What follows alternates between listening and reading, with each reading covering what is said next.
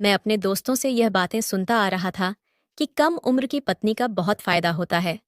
एक तो वह डर और झिझक की वजह से बहुत कम बोलती है। उसको ज्यादा दुनियादारी की समझ नहीं होती है। जिस रंग में उसको रंग दो, उसी रंग में रंग जाती है।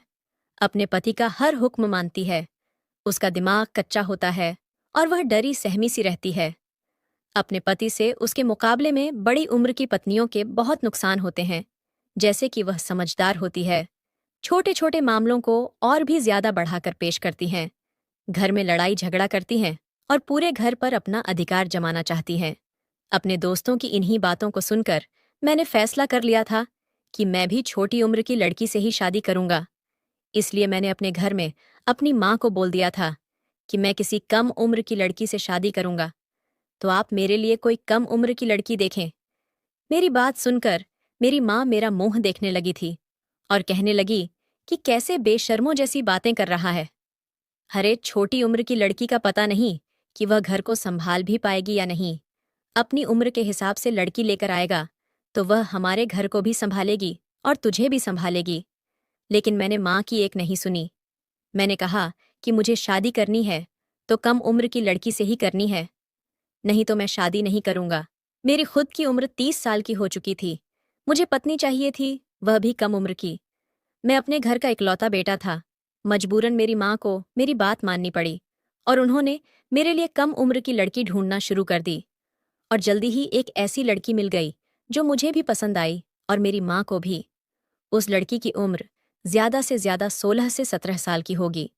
उसका नाम जानवी था और फिर चटमंगनी और पट ब्याह हो गया। आज मेरी शादी थी और मेरी दुल्हन सुहाग की सेज पर बैठी मेरा इंतजार कर रही थी। मैं बेहद खुशी के आलम में अपने कमरे में दाखिल हुआ था, जहां पर मेरी नई नवेली दुल्हन जानवी बैठी हुई थी। जानवी बहुत ही खूबसूरत थी। उसकी खूबसूरती को देखकर मैं हैरान भी था और खुश भी था। मैं अपने दिल की धड़कनों पर काबू पाते हुए आगे बढ़ा और उसके सामने जाकर बैठ गया था। न जाने कितनी देर तक मैं उसके हुस्न को देखता रहा और दिल ही दिल में खुश होता रहा कि मुझे कितनी कम उम्र और कितनी सुंदर पत्नी मिली है। वह बहुत ही मासूम लग रही थी। इससे पहले मैंने जानवी को सिर्फ फोटो में ही देखा था, लेकिन हकीकत में तो जानवी और भी ज्यादा सुंदर थी। मैंने महसूस किया था कि उसके हाथ पांव कांप रहे थे। वह बहुत ज्यादा डरी हुई थी और उसे डरा हुआ देखकर मुझे खुशी भी हो रही थी। मेरे दोस्तों की पढ़ाई हुई पट्टी मेरे आंखों पर बंधी हुई थी। उन्होंने मुझे समझाया था कि अपनी पत्नी की ज्यादा तारीफ मत करना। पहले ही रात में उसे इतना डरा धमका कर रखना कि वह तुझ पर हावी न होने पाए, नहीं तो बाद में तू उसे काबू नहीं कर पाएगा। और मैं इन सारी बातों पर अमल कर रहा था। इसलिए जानवी को डरा सहमा देखकर मुझे बहुत ज्यादा खुशी हो रही थी कि चलो, जानवी तो मेरे डराने से पहले ही डरी हुई है, इस डरी सहमी सी लड़की को थोड़ा और डराया जाए। यह ख्याल मेरे दिल में आया तो मैंने अपने फोन पर 2 मिनट का टाइमर सेट किया। 2 मिनट के बाद मेरे फोन पर रिंगटोन बजी। मैं फोन लिए कमरे के एक कोने में चला गया और फोन पर किसी से बहुत ही ज्यादा गुस्से से बातें करने लगा। मैं गुस्से से फोन पर बोलने लगा कि आज मेरी शादी है और तुम्हें यही समय मिला है। मुझे यह बुरी खबर सुनाने का तुमको पता नहीं है। मैं कितना गुस्से वाला इंसान हूं। मुझे लोगों का बकबक करना बिल्कुल भी पसंद नहीं है। और जब मुझे गुस्सा आ जाए तो मैं यह नहीं देखता कि मेरे सामने कौन इंसान खड़ा है। जिस इंसान को अपनी खैर चाहिए वह मेरे सामने जबान नहीं चलाता। और तुम्हारी इतनी हिम्मत कि तुम मुझे बातें सुना रहे हो। कल मैं तुम्हारे पास आता हूं और तुम्हें ठीक करता हूं। तुम्हें सीधा नौकरी से निकाल दूंगा, क्योंकि गलतियों की मेरे पास कोई माफी नहीं है और तुमने गलती की है। और तुम्हारी यही सजा है कि तुम्हें नौकरी से निकलना पड़ेगा। जो बातें मैं अपनी पत्नी को सुनाना चाहता था, वह सारी बातें मैंने फोन पर किसी और को सुनाकर अपनी पत्नी के कानों में डाल दी थी। उसके बाद मैं उसके पास गया और फिर मैंने उसको मुंह दिखाई की अंगूठी दी थी। उसने मेरे हाथ से अंगूठी लेकर सामने टेबल पर रख दी। उसकी यह हरकत मुझे बहुत बुरी लगी थी। मैंने उससे कहा कि इसे पहन लो। उसने कहा कि मुझे अंगूठियां पसंद नहीं है। उसकी बात सुनकर मुझे बहुत गुस्सा आ गया था, लेकिन मैं इतनी खूबसूरत रात को गुस्से की नजर नहीं करना चाहता था। मैंने उसका हाथ अपने हाथों में लिया तो कुछ ऐसा हुआ जिसकी मुझे बिल्कुल भी उम्मीद नहीं थी। मेरी पत्नी ने अपना हाथ मेरे हाथों से एकदम से खींच लिया और उसके चेहरे पर ऐसे एक्सप्रेशन आ गए कि जैसे उसे बहुत ज्यादा गर्मी लग रही हो। उसके हाथ पैर डर के मारे कांप रहे थे। मैंने अभी उसे कुछ नहीं बोला था कि तभी डर के मारे वह बेहोश हो गई थी। उसको बेहोश होते देखकर मैं बहुत ज्यादा घबरा गया कि अब मैं क्या करूं, क्योंकि अगर मैंने बाहर जाकर सबको बताया कि दुल्हन शादी की पहली रात को ही बेहोश हो गई, तो सब लोग इस बात का गलत मतलब निकालेंगे और फिर मेरी कितनी बदनामी होगी। मैं किसी से नजरें मिलाने के लायक नहीं रहूंगा। ये सब सोचकर मैं और भी ज्यादा परेशान हो गया। फिर मैंने अपने हिसाब से उसे होश में लाने की भरपूर कोशिश की। उसके मुंह पर पानी के छींटे मारे, उसे झिझोंड कर होश में लाने की कोशिश की थी। तब भी वह होश में नहीं आई, तो मैं परेशानी से कमरे के अंदर ही चक्कर काटने लगा था और सोचने लगा कि यह समस्या किसके सामने ले जाकर रखूं। मेरे माँ बाप तो पहले ही बड़ी उम्र की लड़की लाना चाहते थे ताकि वह घर का सारा काम संभाल सके। मेरी माँ का कहना था कि एक 16 से 17 साल की लड़की क्या काम करेगी। मेरी माँ ने कहा, ऐसी बहू होनी चाहिए जो कि बहुत ही समझदार हो, बहुत ही सलीकेदार हो और घर को संभाल सके। लेकिन मैंने सब घरवालों की मर्जी के खिलाफ अपनी मर्जी की और एक कम उम्र की लड़की से शादी की। अब अगर मैं सबके सामने जाकर कहूं कि वह बेहोश हो गई है, तो सब मेरा मजाक उड़ाएंगे कि कम उम्र की लड़की से शादी करोगे तो यही होगा। जब पूरा 1 घंटा गुजर गया और वह होश में नहीं आई, तो मैंने अपने एक दोस्त को फोन किया और उसे सारी बात बताई। मेरी बात सुनकर मेरा दोस्त जोर जोर से हंसने लगा और हंसते हंसते लोटपोट हो गया। उसकी हंसी मुझे और भी गुस्सा दिलाने लगी थी। मैंने उसे कहा कि हंसने और मजाक उड़ाने का वक्त नहीं है। मुझे तुम्हारी मदद की जरूरत है। मैं घर वालों में से किसी को कुछ नहीं बताना चाहता। बस किसी तरह वह होश में आ जाए। मुझे सर्दी में भी पसीने आ रहे थे। मेरे दोस्त की पत्नी डॉक्टर थी, इसलिए मैंने उसे फोन किया था कि शायद यहां से मेरी कोई मदद हो जाएगी। मेरे दोस्त ने कहा कि परेशान होने की जरूरत नहीं है, मैं अपनी पत्नी को तेरे घर लेकर आ रहा हूं। उसकी यह बात सुनकर मैं और भी ज्यादा परेशान हो गया था, क्योंकि शादी खत्म हो चुकी थी। मेहमान अपने अपने घरों को जा चुके थे। सब घर वाले सोने की तैयारियां कर रहे थे और अगर ऐसे में वह हमारे घर आ गई, तो फिर सब लोग क्या सोचेंगे। जरूर उन लोगों को समझते देर नहीं लगेगी कि जरूर दुल्हन के कमरे में कुछ गड़बड़ है। मैं अपने आप पर गुस्सा करने लगा कि क्यों बेकार में मैं मदद मांग बैठा। ऐसा लग रहा था कि जैसे मैं बुरी तरह से फंस गया हूं और फायदे की बजाय उल्टा नुकसान होने वाला है। मैंने उसे साफ मना कर दिया कि अपनी पत्नी को मेरे घर मत लाना, मेरी बदनामी हो जाएगी, मुझसे सवाल जवाब किए जाएंगे। उसने कहा कि ठीक है, परेशान मत हो, मैं फोन पर ही अपनी पत्नी से तेरी बात करवा देता हूं। अपने दोस्त की ये बात मुझे ठीक लगी थी और मैं उसकी डॉक्टर पत्नी से बात करने लगा और जानवी को होश में लाने की तरकीबें पूछने लगा। मेरे दोस्त की पत्नी ने मुझसे कहा कि जानवी के पैरों के तलवों पर मालिश करो और उस पर कंबल डाल दो, क्योंकि सर्दी है, इस तरह से गर्माहट मिलेगी और वह होश में आ जाएगी। उसकी बात सुनकर मैं यही सब करने लगा था, लेकिन फिर भी उसे होश नहीं आ रहा था। मेरा दोस्त पीछे से बड़बड़ा रहा था और उसकी पत्नी मुझे तरीके बता रही थी। मैं बहुत ज्यादा परेशान हो चुका था, इसलिए मैंने अचानक ही बोल दिया कि जानवी को होश आ गया है। दरअसल मैं यह सारी सूरत हाल से बहुत ज्यादा परेशान हो चुका था और इसीलिए मुझे झूठ बोलना पड़ा कि जानवी होश में आ चुकी है। हालांकि जानवी अभी तक होश में नहीं आई थी। मैंने उन लोगों का धन्यवाद किया और फोन काट दिया। परेशान होकर मैंने अपना सर अपने हाथों में थाम लिया। कुछ भी समझ नहीं आ रहा था, क्या करूं। तभी मेरी नजर उस साइड टेबल पर रखी दवाई की शीशी पर गई थी और उस दवाई को देखते ही मेरे कदमों तले से जमीन निकल गई थी, क्योंकि यह दवाई तो नींद की थी। शीशी में से थोड़ी सी दवा टेबल पर भी पड़ी हुई थी और जिस गिलास में जानवी ने पानी पिया था, उसमें भी थोड़ी सी दवा लगी हुई थी। इसका मतलब मेरी पत्नी जानवी ने जानबूझकर बेहोशी की दवा खाई थी और जाहिर था कि दवा को अपना असर करने में थोड़ा वक्त लगा होगा। जितनी देर में उससे बातें कर रहा था, इतनी देर में दवाई ने अपना असर कर दिया था और वह बेहोश हो गई। और यह दवाई अगर उसने खाई थी, तो फिर उसे कोई भी होश में नहीं ला सकता था। मैंने अपनी पत्नी को हैरान होकर देखा। मुझे तो बहुत ही मासूम लड़की लगी थी, लेकिन वह बिल्कुल नहीं थी। मुझे पूरी रात नींद नहीं आई। सोच सोच कर मेरा दिमाग फटने लगा कि आखिर यह सब क्या है। मेरी पत्नी ने अपने ही सुहागरात में खुद को बेहोश क्यों कर लिया था? क्या वह मेरे साथ वक्त गुजारना नहीं चाहती थी? क्या वह मुझे पसंद नहीं करती थी? पूरी रात मैं इसी उलझन में रहा। सुबह लगभग 5 बजे दरवाजे पर दस्तक हुई थी। मैं अभी आधे घंटे पहले ही सोया था। बैठे बैठे ही मेरी आंख लग गई थी। मैंने जाकर बाहर देखा तो मेरी माँ खड़ी थी। उनको देखकर तो मैं हैरान हो गया था। इस समय तो हमारे घर में कोई भी नहीं जागता था। माँ भी सुबह को इतनी जल्दी नहीं जागती थी, और आज तो शादी की कोई रस्म भी नहीं करनी थी, क्योंकि मैंने घर में पहले ही कह दिया था कि अब जितनी भी रस्में करनी है वह एक दिन छोड़कर करना, क्योंकि शादी के कामों के चक्कर में बहुत ज्यादा थकावट हो गई थी। माँ बोली कि तुम अभी तक उस कमरे में क्या कर रहे हो? चलो निकलो बाहर। मैं हैरानी से माँ को देखने लगा था। मैंने कहा कि माँ, मेरी अभी अभी शादी हुई है और यह मेरा कमरा है। अगर मैं यहाँ नहीं हूँगा तो कहाँ हूँगा?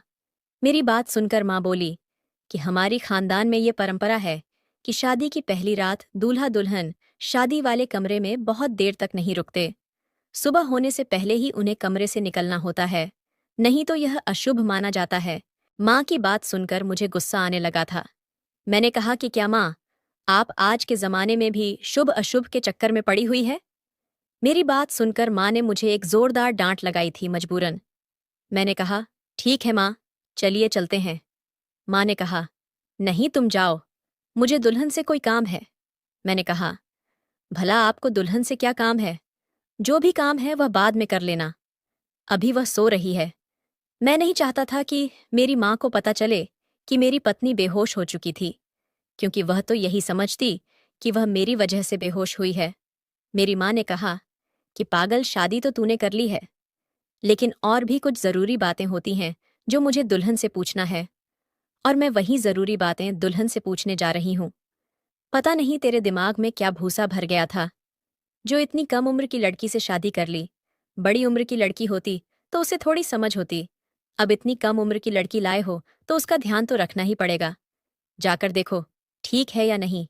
इतना तो मैं बच्चा नहीं था कि मुझे मेरी माँ की बात समझ में नहीं आती।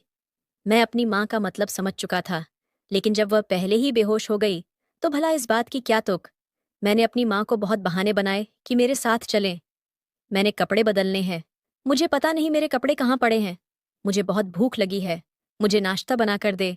मेरे सर में दर्द हो रहा है, मुझे एक कप कॉफी बना दे। मेरे बहाने मेरी माँ को और भी शक में डाल रहे थे। मेरी माँ ने मुझे एक तरफ को धक्का दिया था और अंदर चली गई थी। मैं कमरे के बाहर ऐसे खड़ा था जैसे हॉस्पिटल में कोई ऑपरेशन थिएटर के बाहर खड़ा हो और उसे पता हो कि कोई बुरी खबर ही मिलने वाली है। थोड़ी देर बाद ही मेरी माँ बाहर आई तो मुझे हैरान होकर देखने लगी और कहने लगी कि तू अभी तक यही खड़ा है। फिर अचानक से मेरे कंधे पर थपकी देकर कहा कि तुम्हारी पत्नी बिल्कुल ठीक है। मैं तो बेकार में ही शक कर रही थी। माँ के मुंह से यह बात सुनकर मैं हैरान हो गया कि माँ ने कैसे जांच लिया कि मेरी पत्नी ठीक है या नहीं, हालांकि मैंने तो अब तक उसे छुआ भी नहीं था। मैं अंदर कमरे में गया तो अंदर का मंजर देखकर मैं भी हैरान था। जानवी के बिखरे हुए बाल, उसके होंठों की फैली हुई सुर्खी रात की कुछ और ही कहानी बयां कर रहे थे। शायद जानवी की यह हालत देखकर ही मेरी माँ संतुष्ट हो गई थी, लेकिन मेरा तो चैन सुकून सब बर्बाद हो चुका था। मुझे समझ नहीं आ रहा था कि आखिर यह सब क्या है। मेरी पत्नी थोड़ा थोड़ा हिल रही थी, यानी कि उसे होश आ चुका था, लेकिन मैं जानवी की शक्ल भी नहीं देखना चाहता था। मैं इतना ज्यादा गुस्से में आ गया कि कमरे से बाहर चला गया था, और पूरा दिन मैंने उससे बात नहीं की और रात को आकर भी आराम से अपने कमरे में सो गया। हालांकि मैंने किसी पर जाहिर नहीं होने दिया था कि रात को हमारे बीच क्या हुआ था। घर में हर कोई यही बातें कर रहा था कि चलो दोनों खुश हैं, लड़की बहुत अच्छी है, हमारा फैसला गलत साबित नहीं हुआ। शादी की सारी रस्में खैरियत से निकल गई थीं। रात को जब मैं कमरे में आया तो मेरी पत्नी ने मुझसे कहा कि आपके लिए खाना लगा दूं। माँ ने कहा था कि हम दोनों साथ में खाना खाएंगे। मैंने कहा कि साथ खाना खाने की क्या जरूरत है, बाहर खाना लगा दो, मैं बाहर आकर खा लूंगा। जानवी कहने लगी कि नहीं, माँ जी कह रही थी कि साथ खाने से प्यार बढ़ता है। मैंने अपनी पत्नी को घूर कर देखा और कहा कि तुम मेरे सामने तो प्यार मोहब्बत की बातें ना करो तो अच्छा है, तुमने मुझे धोखा दिया है। मैं तो तुम्हें बहुत ही मासूम समझता था, लेकिन इस मासूम सी शक्ल के पीछे इतना बड़ा राज छुपा है। मुझे मालूम नहीं था। मुझे समझ नहीं आ रहा कि मैं तुम्हारा क्या करूं। मैं घर में किसी से कुछ कह भी नहीं सकता। ये मेरी इज्जत का भी सवाल है। मजबूरी में ही सही, मुझे तुम्हें अपने साथ रखना पड़ेगा, लेकिन तुम मेरे दिल में कभी भी दाखिल नहीं हो पाओगी। मैंने अपनी पत्नी को लेकर ना जाने क्या क्या सपने सजाए थे, लेकिन तुमने मेरे सारे सपने चकनाचूर कर दिए। बताओ तुमने ये सब क्यों किया था? हम दोनों के बीच रात को ऐसा कुछ भी नहीं हुआ था। फिर भी तुमने माँ के सामने ऐसा जाहिर क्यों किया कि जैसे हमारे बीच सब कुछ हो चुका है? ऐसा करके तो माँ की नज़रों में एक अच्छी बहू साबित हो गई, और अगर मैं माँ जी के सामने जाकर तुम्हारी सच्चाई बताऊं तो उल्टा मेरी ही बदनामी होगी, क्योंकि तुमसे शादी करने का फैसला मेरा था, मेरे घर वालों का नहीं। तुमने शादी की पहली रात मेरे साथ यह सब कुछ क्यों किया? तुमने क्यों रात को बेहोशी की दवा खा ली थी? क्या तुम्हें मैं पसंद नहीं? तुमने क्या इसलिए दवा खाई ताकि तुम्हें मेरा चेहरा ना देखना पड़े? बताओ, कौन है तुम्हारे दिल में? किससे वफाएं निभा रही हो? किसको अपने दिल से अभी तक नहीं निकाल पाई हो? मेरी बात सुनकर जानवी जोर जोर से रोने लगी। बोली, ऐसी कोई बात नहीं है, आप एक बार मेरी बात तो सुन ले। मैंने कहा, अच्छा सुनाओ, क्या बात है? मेरी बात सुनकर वह थोड़ी देर खामोश रही, फिर रोते हुए बोली कि मैं नहीं बता सकती, मुझे शर्म आती है। मैं हैरत से जानवी का मुंह देखने लगा था। मैंने अपना सिर पीट लिया। अजीब लड़की है, खुद ही कहती है कि मेरी बात तो सुन लो, और खुद ही कहती है कि मुझे शर्म आती है। अपना सर हाथों में थामे मैं बैठा था। मैंने अपने दिल में सोचा कि और लाओ, कम उम्र की लड़की, अब झेलो उसे। मैं जानवी को रोता हुआ छोड़कर गुस्से में अपने कमरे से बाहर निकल आया था। हमारे घर में अभी भी कुछ रिश्तेदार रुके हुए थे। जानवी सबके सामने मेरे साथ ऐसे व्यवहार करती थी जैसे हम दोनों में कितना प्यार हो। हम दोनों को यूं करीब देखकर सारे रिश्तेदार आपस में बातें करते कि तुम्हारे बेटे बहू में तो बहुत प्यार है। भगवान दोनों की जोड़ी को सलामत रखे। और उन लोगों की बातें सुनकर माँ गर्व से सिर उठाकर कहती कि हाँ भाई, आखिर बेटा किसका है? मैंने उसको संस्कार ही ऐसे दिए हैं कि अपनी पत्नी के साथ प्यार से रहो। मैं आम रिवायती सासों की तरह नहीं हूं जो अपने बेटे बहू में लड़ाई करवाएं। सब लोग मुझे खुशकिस्मत समझ रहे थे, हालांकि हकीकत इसके बिल्कुल उलट थी। हमारी शादी को 7 दिन हो चुके थे और मैंने जानवी को छुआ भी नहीं था। अब तो मुझे एहसास होने लगा था कि मुझसे बहुत बड़ी गलती हो गई है। मुझे किसी समझदार लड़की से शादी करनी चाहिए थी। कम से कम आज मेरी जिंदगी ऐसी तो ना होती। अगर उसे कोई समस्या होती, कोई परेशानी होती, तो कम से कम वह खुलकर मुझे बता तो देती। अब तो मैं कभी कभी यह भी सोचने लगा था कि मुझे अपनी माँ को सब कुछ बता देनी चाहिए, लेकिन फिर मैंने अपने आप को रोक लिया, क्योंकि माँ मुझे ही ताने देती कि और लाओ कम उम्र की दुल्हन, अब तुम खुद ही उसे झेलो। और फिर माँ, जो सबके सामने सर उठाकर चल रही थी, तो उनका सर भी झुक जाना था। रात को जब मैं अपने कमरे में गया तो जानवी शीशे के सामने खड़ी अपने बाल बना रही थी। जानवी को देखकर मेरा दिल बेकाबू होने लगा था। मैं खुद को और ज्यादा नहीं रोक सका और जानवी को पीछे से बाहों में भर लिया। मेरा इतना करना था कि जानवी ऐसे डर गई थी जैसे पता नहीं उसको शेर ने पकड़ लिया हो, और वह जोर जोर से रोने लगी थी। एक बार के लिए तो मेरे जी में आया कि रोती है तो रोती रहे, आज तो मैं उससे जी भर के प्यार करके ही रहूंगा। लेकिन वह इतनी सिसक सिसक कर रो रही थी कि पता नहीं उस पर कितना जुल्म हो रहा हो, और उसको इस तरह रोता हुआ देखकर मेरा बिल्कुल भी दिल नहीं करता था कि मैं उसके पास जाऊं। माना कि जानवी बहुत खूबसूरत है, लेकिन मैं भी कम नहीं था। मैं भी अच्छा खासा स्मार्ट था। फिर पता नहीं जानवी मुझसे इतना दूर क्यों रहती थी। अब तो मुझे पक्का यकीन होने लगा था कि जरूर जानवी किसी और से प्यार करती है और वह मुझसे शादी नहीं करना चाहती थी। शायद उसके घर वालों ने जबरदस्ती मेरे साथ उसकी शादी करवा दी, और यह सोचते ही मेरा दिल दुखी हो गया था। मैं जानवी से प्यार करने लगा था। उसकी मासूमियत से, उसकी सुंदरता से मेरे दिल में उसके प्यार की कोंपल फूटने लगी थी। वह इतनी प्यारी सी, इतनी नाजुक सी थी कि जब वह सिसक सिसक कर रोती तो मेरा दिल चाहता कि उसे अपने सीने में छुपा लूं और उससे कहूं कि तुम अपने दिल से सारे डर, सारे वहम निकाल दो। मैं तुम्हें इतना खुश रखूंगा कि तुमसे खुशियां संभाली नहीं जाएंगी। लेकिन जानवी मुझे यह सब करने का मौका ही कब देती थी? मैं अपना दिल मसोस कर रह गया था। फिर मैंने अपनी यह समस्या किसी और की समस्या बताकर एक ऐसे इंसान के सामने रखी जो न मेरा रिश्तेदार था, न मेरा दोस्त। उस इंसान ने कहा कि कुछ लड़कियां बेहद मासूम होती हैं, उन्हें प्यार की जरूरत होती है। अगर ऐसी लड़कियों के साथ प्यार से बर्ताव किया जाए तो वह धीरे धीरे नॉर्मल हो जाती हैं। लेकिन जानवी पर तो प्यार का भी असर नहीं हो रहा था। मैं उसके साथ बहुत ही प्यार से पेश आता था। दिन भर वह भी मेरी बातों का हंस हंस कर जवाब देती थी, लेकिन रात होते ही मुझसे ऐसे दूर भागती जैसे मैं उसे खा लूंगा। एक दिन मैंने जानवी से पूछा कि जानवी, बस एक बात का जवाब दो। उस रात तुमने अपने आप को बेहोश क्यों कर लिया था? मेरी बात सुनकर जानवी कुछ देर तो खामोश रही, फिर बोली कि मैं नहीं चाहती थी कि आप मुझसे नफरत करें। मैं नहीं चाहती थी। क्या आप मेरे पास आए? नहीं तो आपको मुझसे नफरत हो जाती, और मैं नहीं चाहती थी कि आप मुझसे नफरत करें। जानवी की बात सुनकर मुझे बहुत हैरत हुई। मैंने जानवी से कहा, तुम्हारे पास आने से मुझे तुमसे नफरत कैसे हो सकती है? तुम तो मेरी पत्नी हो, और हम लोग जितना पास आएंगे हमें एक दूसरे से उतनी ही मोहब्बत बढ़ेगी। फिर नफरत कैसे हो सकती है? वह बोली, मेरे घर वालों को आपके घर वालों के साथ धोखा नहीं करना चाहिए था। मेरे घर वालों को यह बात पहले ही बता देनी चाहिए थी, लेकिन उन्होंने ऐसा नहीं किया। अगर आप समझ रहे हैं कि मेरी जिंदगी में कोई और लड़का है, तो ऐसा बिल्कुल भी नहीं है। मैं तो चाहकर भी अपनी जिंदगी में किसी लड़के को शामिल नहीं कर सकती। तो ये बात आप अपने दिमाग से निकाल दें कि मेरे दिल में कोई लड़का है। जानवी की बात सुनकर मुझे खुशी हुई कि चलो, जानवी की लाइफ में कोई और लड़का नहीं है। लेकिन उसकी दूसरी बात सुनकर मुझे बहुत ज्यादा हैरत हुई थी। उसने बोलना जारी रखा, बल्कि मुझे तो शादी ही नहीं करनी चाहिए थी। मुझे माफ कर दे।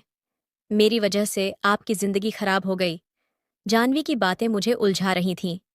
मैंने कहा, जानवी, जो कुछ कहना है साफ साफ एक ही सांस में कह दो। तुम्हें जो कुछ भी समस्या है, मैं उसको सुलझाने की कोशिश करूंगा। आखिर मैं तुम्हारा पति हूं। तुम मुझे अपनी परेशानी बता सकती हो, लेकिन प्लीज मुझे और ज्यादा परेशान मत करो। मैं बहुत ज्यादा परेशान हो चुका हूं, और एक बात अच्छे से दिमाग में बिठा लो कि मैं तुमसे प्यार करने लगा हूं। अब तुम्हारे साथ ही पूरी जिंदगी बिताऊंगा। इसीलिए तुम मुझ पर भरोसा कर सकती हो और अपनी परेशानी मुझे बता सकती हो।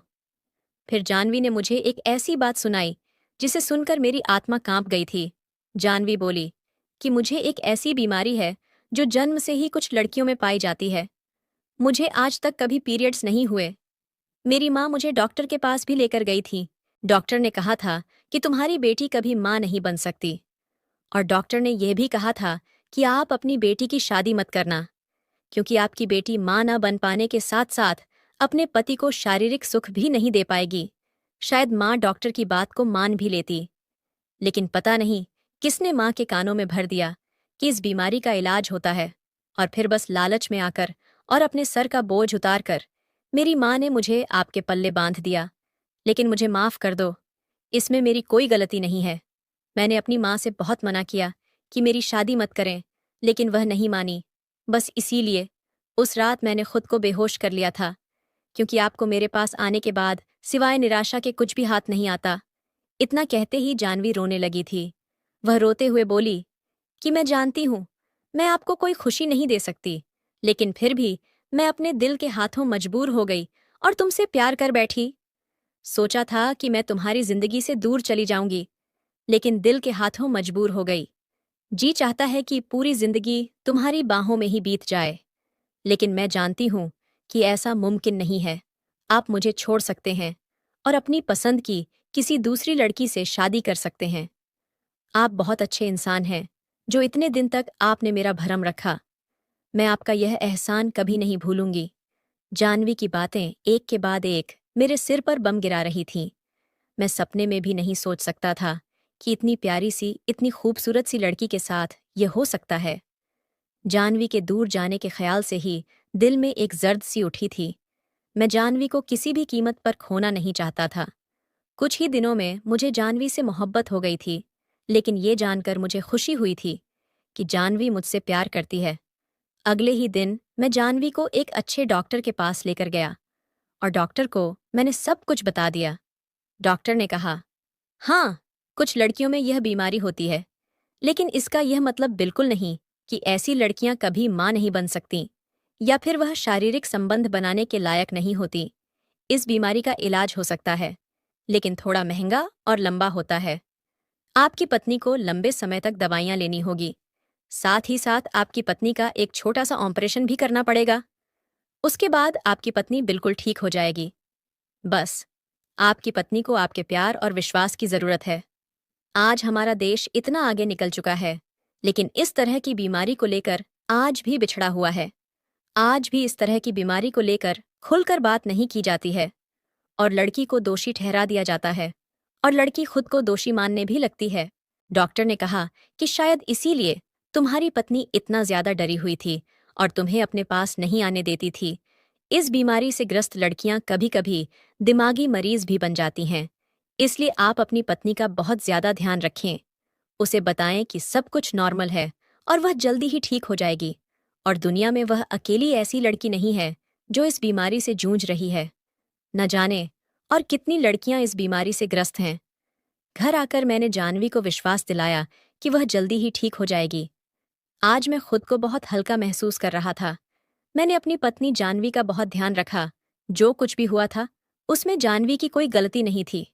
मैंने जानवी से कहा कि तुम ये बात किसी को मत बताना।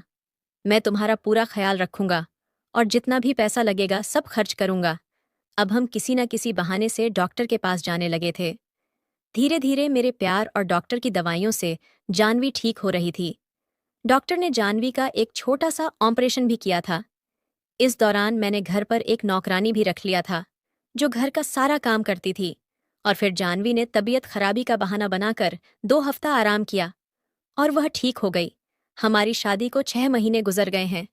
जानवी अब बिल्कुल ठीक हो गई है, लेकिन मैं जानवी को थोड़ा और समय देना चाहता हूँ।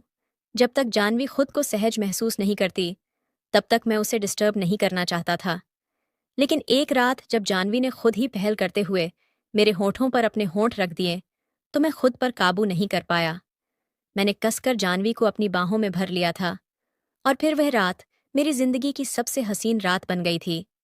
और अब हम दोनों एक साथ बहुत ज्यादा खुश रहते हैं। दोस्तों, अगर आपको हमारी आज की यह कहानी पसंद आई हो तो वीडियो को लाइक और चैनल को सब्सक्राइब करें। धन्यवाद।